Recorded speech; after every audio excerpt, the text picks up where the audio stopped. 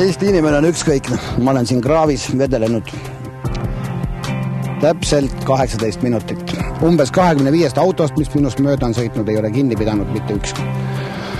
Vaene koer, kes siin samas vedeles, ootas abi üle 2 nädala. Eelmisel nädalal näitasime lugu liiklusõnnetusest, kus Viimsi vallas Randvere külas jäi auto alla suur Berhardiin. Noorte jalgratturite sõnul ei vaevunud kihutava auto juht maanteel lonkiva peni pärast pidurdama ja tugev löök lennutas koera kraavi. Kartes võigast vaatepilti pelgasid poisikesed kraavipervele läheneda ja arvasid, et koer sai surma. Aga võta näpust, ime läbi ellu jäänud koer lebas vaikselt niutsudes ega kavatsenudki hinge heita. Päevad möödusid, tänu suvesoojale hakkas haav mädanema. Aplad vaglad järasid isuga roiskuvat liha. Raipe haisu oli tunda juba Randvere tee peale. Nagu aimates, et äkki pika rohuse eest teda ei märgata, võttis koerake end lõpuks kokku ja komberdas tagasi maanteele. Eemalt lähenes tumedat värvi sõiduauto, paraku ka selle roolis olev inimahv ei taibanud kiirust vähendada ja põrutas vaevu liikuvale koerale uuesti otsa. Seega vaene perha jäi juba teist korda auto alla. Lõpuks juhtus sellest kohast läbi sõitma kohalik liinibuss. Selle juht Raimond Metste ei pidanud paljuks kinni pidada. Ma nägin, kui loom oli tee peal ja masinad seisid kõrval, valge džiip, must universaal ja jalgrattur. Džiip tuli niimoodi risti sinna ette, ma ei tea, kas tagasi pöörata või tõmbas lihtsalt varjuks ette, et veel kord üle sõideta. Vereloik oli jah tee peal, ta oligi vereloigus oli ta. Seaduse järgi peaks sellistel juhtudel ravi eest tasuma omavalitsus.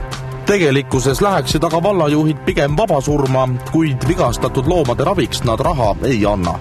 Et Viimsi koera seisund oli väga halb, ei hakanudki varjupaiga töötajad Viimsi vallavalitsusega kemplema, vaid pöördusid otse loomakaitse seltsi poole. Helistas loomade hoiupaik, kes palus siis abi, kuna koer oli nii kehvas seisus, siis palus abi hoiukodu leidmisel, et teda ei oleks saanud hoiupaigas hoida.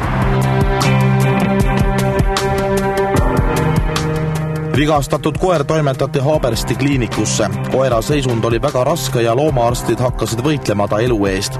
Vaatamata vähesele lootusele alustati pikka ja kallist ravi.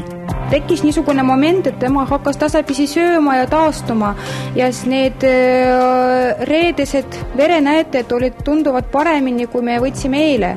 Ja eile, kui me võtsime verepildi, siis seal oli suur aneemia ja koera seisund tegelikult natukene ka muutus ja koer praegu õnnetu ja ei söö ja väga aneemiline. Lõpuks saabus kliinikusse ka murest murtud koera omanik Vladimir Malmi. Infot oma koera asukoha kohta sai ta loomakaitse seltsi telefonilt. Taas kohtumine tegi meele härdaks ja tõi mehele pisara silma. Suurt rõõmu varjutas vaid see, et tal ei lubatud samal õhtul koera koju viia. Alles paari päeva pärast lubati tubli valvekoer kodusele ravile. Kaasa anti süstlad, tilgutid ja kuhjaga ravimeid. Peremehele tehti põhjalik instruktaaž, kuidas koera eest hoolitseda.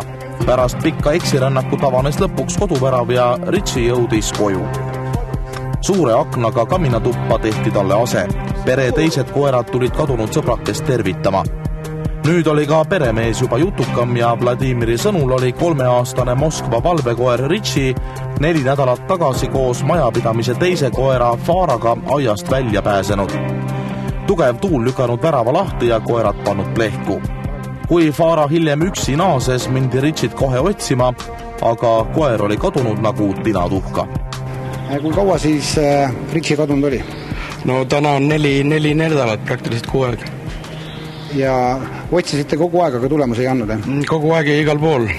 Raadiosse sai infot edastatud ja varjupaika sai helistatud ja siis terve küla siin sai läbi kammitud lastega ja kuskil mitte midagi. Mida arvata niisugustest juhtudest, nagu kes ajavad alla ja tekitab see mingid emotsioone endas? No eks kindlasti, aga võiks ju, igaühega võib juhtuda, aga võiks ju ka helistada kuskil ja teavitada, et loom jäi alla, et nii ja naa. Aga niimoodi teda kraavi jätta, see on ka ikka sigadus minu meelest. Kõik tundus korras olevat, kuid korraga Ritsi tervis halvenes. Kiiresti toimetati abivajaja uuesti kliinikusse ja jäeti tohtrite hoole alla. Kas tõesti 2 avariist ilma ühegi luumurruta välja tulnud koera õnn hakkab pöörduma? Mis te teinud olete, mis teile tegite temaga? Eile me tegime vereülekannet ja vaatasime, kuidas koer reageerib selle vereülekanne peale ja tegelikult ta eriti ka ei reageerinud ja võib-olla homme tuleb teist korda teha seda vereülekannet, et tegelikult see verepilt on sama ja verepunalibleed ei taastu. Et tegelikult see tähendab seda, et organism ei taha taastuda. Aga mis selle põhjus võib olla?